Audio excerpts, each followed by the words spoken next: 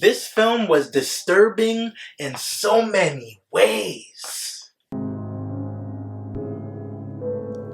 I came from uptown, way uptown. I came from uptown, way uptown. I came from uptown, way. So I checked out the film X. This is a horror and slasher film that was directed by Ty West. This film highlights the connection between sex, lust, and violence when a person is forced to live a life without intimacy and sex. The film takes place in 1979 with an opening scene of police officers investigating a horrific looking crime scene. This scene is actually the ending of the film. After this scene, we get a flashback of what went down 24 hours earlier.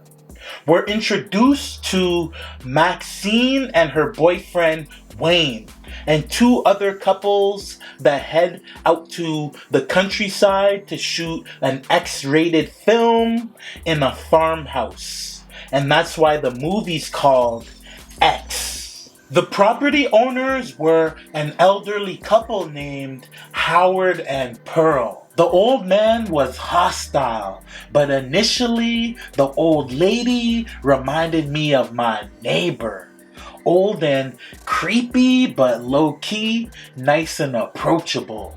He welcomed them with a shotgun, but she welcomed Maxine in their home with lemonade, later revealing that she was jealous over her youth and tried to make a move on her. Later, as Maxine was putting in that work for the porno, old lady Pearl watched through a window and fantasized she was in her place. Old lady Pearl got so turned on that she pressured her husband Howard to lay it on her, but he claimed his heart was too weak. And it turns out, because of his fragile heart, they gave up having sex years ago. All the action in the film starts after the adult filmmaker RJ gets emotional and tries to leave because his girl decided to be a thought for his film. Old lady Pearl blocks his truck on the way out, then tried to seduce him. But after he rejected her advances, she savagely stabbed him to death. That was definitely the most graphic and disturbing scene in the film. Later, Wayne and RJ's girl Lorraine go out looking for him, but he meets his demise, and she's tricked by old man Howard into retrieving a flashlight from their basement and is locked in. While in the basement, she sees a badly bruised corpse strung up with his pants down. Right before Howard smoked Jackson, one of the actors that he asked to help find Pearl, he said that he was aware of her weird behavior and that he couldn't give her what she wanted anymore. He also stated that the last group that stayed at their farm walked around half naked, which aroused his wife. So this clearly wasn't their first rodeo. That man in their basement must have been one of their last visitors that he and Pearl abducted, then strung up to serve as Pearl's sex slave since he couldn't satisfy her anymore. And Lorraine was set up to be his replacement because Pearl was willing to get her fix from guys and girls, as we seen when she snuck into Maxine's room like a creeper, caressed her body, then snuggled next to her. Pearl was definitely a dark reflection of the violence that we've seen some incels take out on females because they couldn't get laid. She was forced to be an incel though due to her husband's bad heart and was sex depraved. She hadn't felt the affection and attention that she needed from Howard in years, and this made her mentally ill. Over time, her sexual frustrations turned her into a serial killer. Watching other people enjoy themselves angered her. She told one of the girls at one point that they didn't deserve to flaunt their youth and beauty. She was jealous that her youth and beauty would never return and was sexually frustrated in her old age.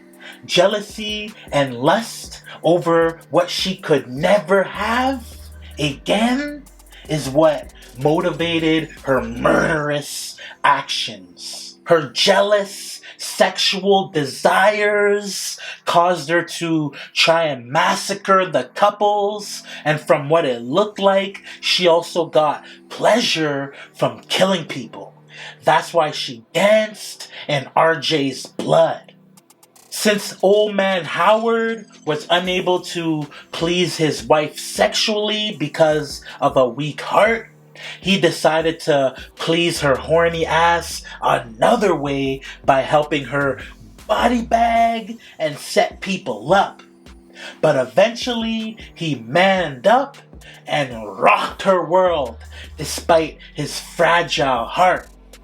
And at that point, they realized since he could still lay it down, they didn't need any more sex slaves. And so they attempted to flatline their remaining guests to cover up all their actions. At the end of the film, Maxine frees Lorraine from the basement, but she catches a shotgun slug after running out of the house. Then old man Howard suffers from a heart attack and dies as he's pulling her body into their home. That scene was hella pitiful, as if he could handle smashing his wife again and blowing half of Lorraine's face off, but he got spooked and died after she took her last breath. It was definitely an unexpected twist. Shortly after, Maxine, who re-entered the home to search for their truck keys, almost gets smoked by Pearl, but the kickback from the shotgun that she used sent her old ass flying out of the home, and she breaks her hip. Maxine then gruesomely finishes her off with the truck before she rides out. The next morning, the police were investigating the crime scene, and it's revealed on the TV screen that Maxine is the daughter of the conservative Christian speaker that has been playing on Howard and Pearl's TV. That's why she knew some of his phrases. But she was living a life of sin filled with drugs and sex, which was the complete opposite of what he wanted for her. This film was disturbing in so many ways. It was violent and bloody, and that scene of the elderly couple smashing was nauseating. Overall, this film wasn't that deep, and it ain't attempt to be. It was just entertaining to watch.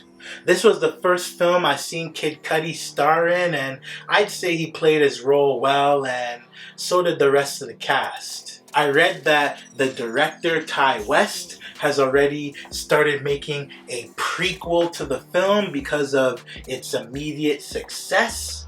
and I'm looking forward to it. No details on the plot have been released so far, but I'm sure it will cover the beginning of Pearl's sexual frustrations with Howard that led to her mental illness and thirst for blood.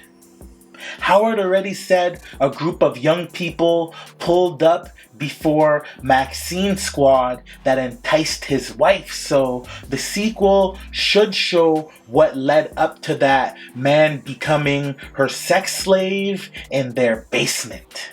The film had a slow build-up, but as it played out, it gave off Wrong Turn vibes.